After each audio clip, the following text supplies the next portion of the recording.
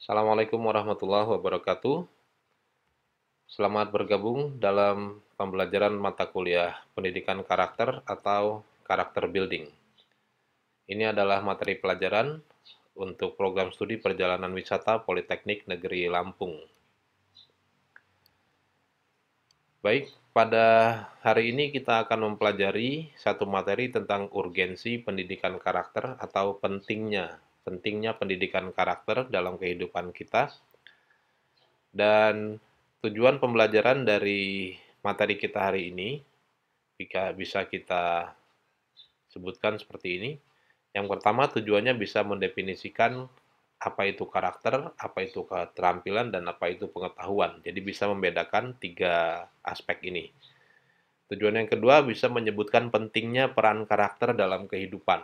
Ini yang utama, urgensinya. Kemudian bisa memberi contoh manfaat karakter dalam kehidupan sehari-hari, dan mampu memberi pendapat mengenai bentuk karakter yang diperlukan dalam kondisi tertentu. Baik, kita mulai dengan membahas apa yang dimaksud dengan karakter. Secara bahasa, karakter atau attitude itu sesuatu yang identik dengan sikap, akhlak, kepribadian, watak, atau sifat.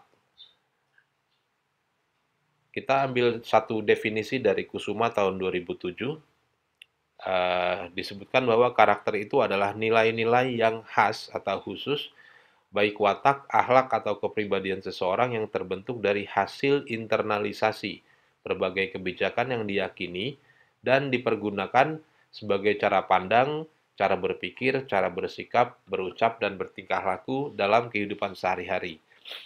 Jadi dari definisi ini kita lihat bahwa karakter itu nilai-nilai yang khas dan dia merupakan hasil dari internalisasi. Jadi proses yang panjang, bukan dadakan dan bukan buatan sesaat. Kemudian yang terpenting adalah karakter itu dipergunakan dalam kehidupan sehari-hari. Ya, jadi bisa disebut karakter kalau dia sudah diterapkan dalam kehidupan sehari-hari.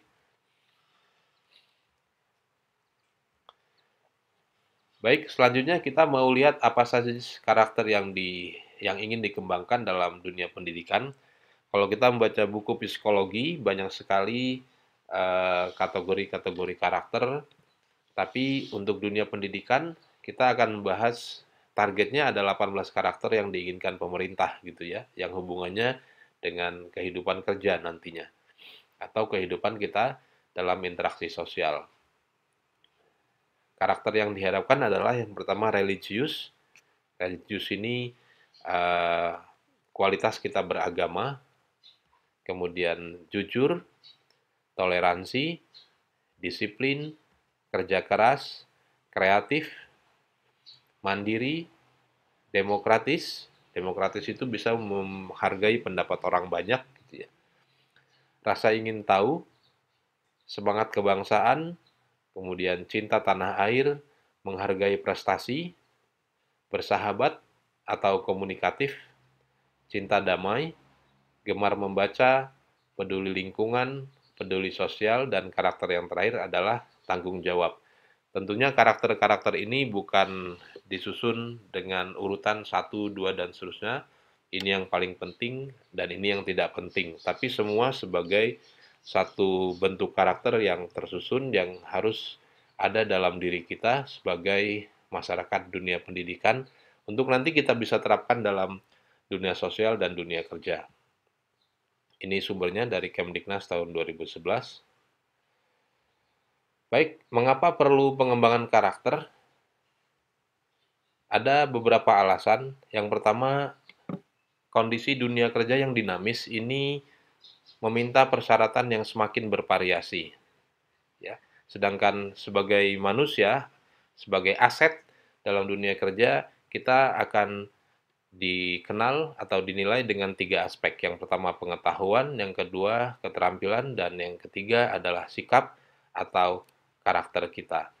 Jadi tiga hal ini yang akan mewarnai seseorang pada saat dia memasuki dunia kerja. Dan ini menjadi concern kita karena kita dalam dunia pendidikan untuk dunia kerja.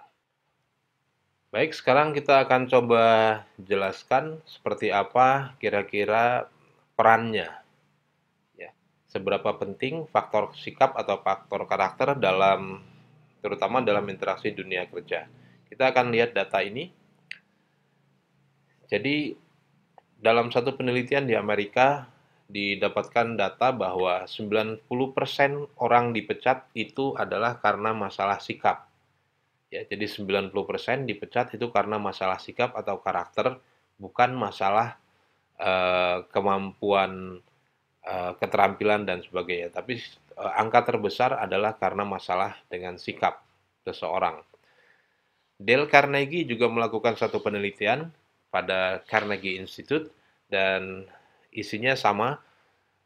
Dale Carnegie menyatakan bahwa sukses itu isinya adalah 15% pengetahuan teknis dan 85% adalah sikap dari seseorang. Jadi bisa kita lihat porsi sikap atau porsi karakter dalam dunia kerja itu sangat-sangat menentukan. Tapi ini bukan berarti kita bisa mengesampingkan pengetahuan teknis, ya. Karena tanpa pengetahuan teknis juga akan sangat sulit untuk bisa mengerjakan tugas-tugas kita dengan baik. Tapi bahwa sikap atau karakter itu sangat menentukan, ya. Jadi kita harus memiliki kesadaran bahwa kita harus punya sikap yang baik dalam dunia kerja. Saking pentingnya sikap atau attitude ini, Kate Hanel tahun 2005 dalam satu buku tentang Attitude is Everything, dia mengatakan bahwa change your attitude and you can change your life. Artinya, rubah sikapmu dan kamu akan merubah hidupmu. Ya. Jadi kehidupan kita tergantung sikap kita. Kehidupan yang positif, maka dia akan memerlukan sikap atau attitude yang positif. Ini gambaran sederhana bagaimana pentingnya karakter atau sikap dalam dunia kerja. Selanjutnya kita bisa lihat pengaruh sikap dalam profesi atau dalam dunia kerja sejauh mana. Jadi sikap atau karakter seseorang dalam dunia kerja itu akan sangat mempengaruhi yang pertama pola kerjanya. Bagaimana dia bekerja, kedisiplinannya, dan sebagainya ini akan sangat mempengaruhi secara individu dari masing-masing pekerja. Kemudian secara prestasi ini juga akan mewarnai keragaan atau work performance, ya. Penampilannya bagaimana, kemampuan kerjanya seperti apa, ini juga dipengaruhi oleh sikap seseorang. Jadi sangat penting. Selanjutnya, dalam sisi perusahaan, karakter itu akan sangat mempengaruhi manajemen perusahaan. Akan sangat mempengaruhi manajemen perusahaan. Jadi, bagaimana perusahaan akan berjalan dengan baik, manajemennya akan efektif atau tidak, itu sangat dipengaruhi oleh karakter-karakter dari masing-masing pekerja yang ada dalam satu perusahaan. Lebih jauh, karakter yang ada dalam satu perusahaan, karakter para pekerjanya terutama, itu akan membangun citra perusahaan, ya, atau brand image dari perusahaan tersebut. Kalau satu perusahaan diisi oleh orang-orang dengan karakter atau dengan sifat sikap kerja yang baik, yang positif, maka perusahaan tersebut akan muncul dengan citra yang positif juga. Tapi kalau satu perusahaan dikenal dengan eh, karakter-karakter para pekerja atau manajemennya yang kurang baik, maka citra perusahaan juga secara otomatis akan terbentuk sebagai citra perusahaan yang kurang baik. Dan yang terakhir, karakter seseorang dalam dunia kerja itu akan terakumulasi, dan ini setelah tercipta brand image maka akan menentukan juga menjadi pertimbangan untuk klien atau rekanan untuk bekerja sama. Jadi biasanya rekanan akan melihat juga bagaimana karakter orang-orang, karakter pekerja, karakter perusahaan yang dibentuk atau yang terbentuk dalam budaya perusahaan tersebut. Jadi ini pentingnya karakter dalam dunia kerja. Intinya sikap atau karakter masing-masing pekerja akan sangat mempengaruhi dan membentuk kondisi perusahaan yang baik. Oke, tadi kita sudah ketahui bahwa sikap atau karakter itu merupakan salah satu faktor penting yang sangat dibutuhkan dalam dunia kerja selain pengetahuan dan keterampilan. Selain skill dan knowledge, maka karakter atau attitude menjadi faktor yang sangat penting. Pertanyaannya, seberapa penting faktor sikap atau karakter, terutama dalam kaitannya dengan pembahasan kita untuk dunia kerja. Kita coba melihat fakta di sini. Dalam satu penelitian di Amerika, disebutkan bahwa 90% karyawan pekerja dipecat itu karena masalah sikap, masalah karakternya. Jadi orang itu lebih banyak dipecat karena bermasalah pada aspek karakternya, bukan pada aspek kemampuan teknis atau pengetahuannya.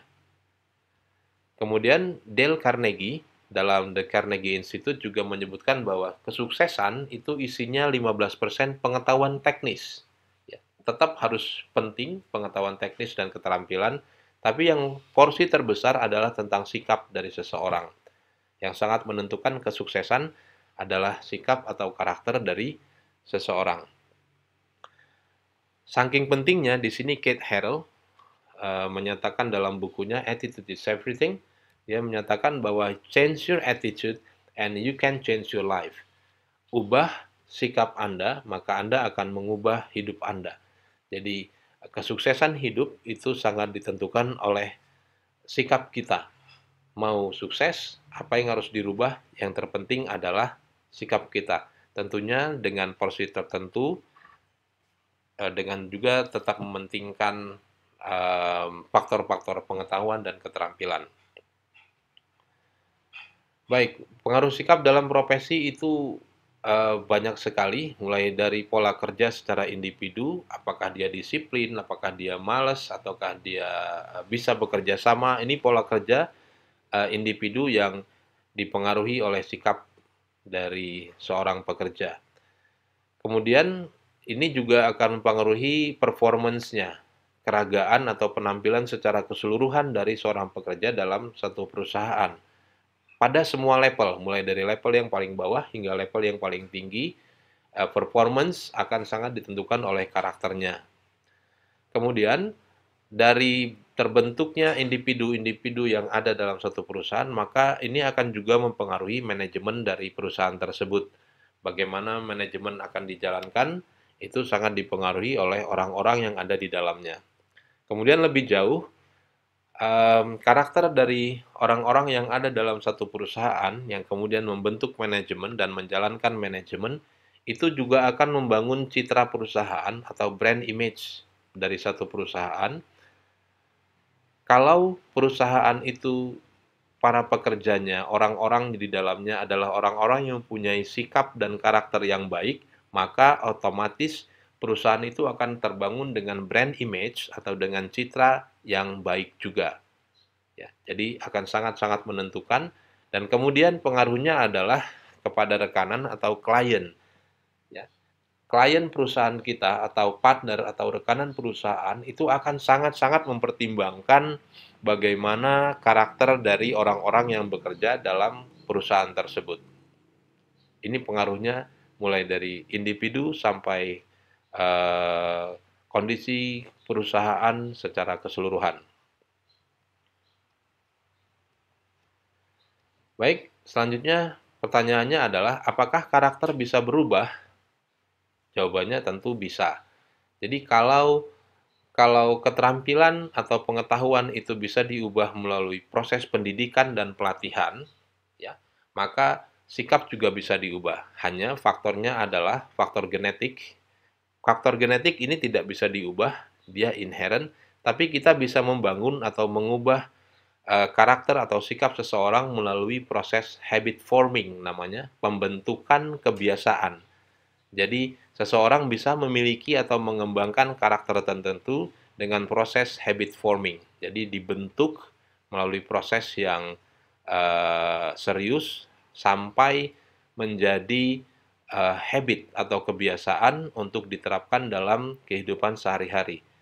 Jadi, sampai membentuk satu kebiasaan, bukan hanya sesaat. Oke, yang perlu kita ingat dalam proses pembentukan atau pendidikan karakter adalah beberapa aspek. Yang pertama, yang terpenting tentunya kita harus mengetahui kebaikan atau nilai-nilai baik yang akan kita terapkan. Ini kita sebut sebagai knowing the good. Kita harus bisa membedakan mana nilai positif, mana nilai negatif.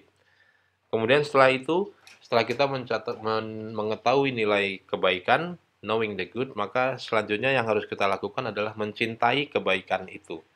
Mencintai kebaikan artinya kita memiliki sikap membutuhkan dan memelihara satu kebaikan yang sudah kita ketahui. Ya, jadi bukan hanya tahu ini baik dan buruk, tapi kita lebih cenderung kepada loving, kemudian mencintai hal-hal yang baik. Dan yang terpenting adalah kita merealisasikannya dalam satu perbuatan, kita melakukan kebaikan itu atau doing the good. Ya, konsep dasarnya adalah karakter itu baru bisa disebut karakter kalau sudah dilakukan dan sudah menjadi satu kebiasaan. Bukan hanya sikap sesaat, bukan hanya sikap dadakan. Jadi proses ini adalah proses yang cukup panjang. Kita harus mempelajari, kemudian mencintai, dan yang terpenting bisa melakukannya sebagai satu kebiasaan.